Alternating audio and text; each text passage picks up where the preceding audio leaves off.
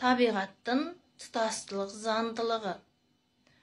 Адам өзі осы жердің бір бөлігі ғана екенін ұмытады. Егер сен саналы өмір сүрем десен, онда табиғаттың элементтерімен, жермен, сумен жиі қатынаста болғанын абзал. Сен қуат көзі жермен қатынасты үзсең, сенің тәнің жүйелі жұмыс жасай алмайды. Бұл біздің жүйеміздегі элементтердің тұтастығын көрсетеді. Сенің жақсы физикалық форман бұлшық еттерінің жаттыққанынан емес, элементтердің тұтастылық заңдылығын сақтағандықтан. Бұл тұтастықты сақтау үшін сен жалаң аяқ жер бас, қолыңмен топырақ ұста. Жерге жақын жат, өсімдік отырғыз. Осының бәрі өзінің тәннің ес жадысын дамытады. Тәннің өз ес жадысы болады.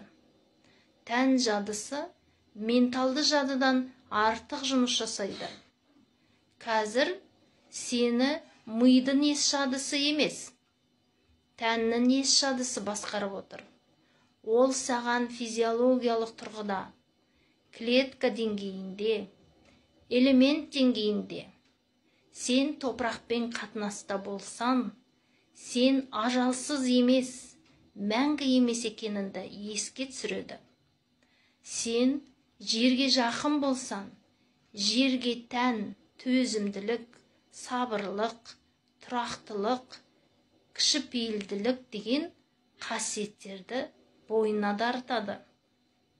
Сен ажалдан құтыла алмайтыныңды, мәңгі емес екеніңді еске түсіретін ол тән жадысы.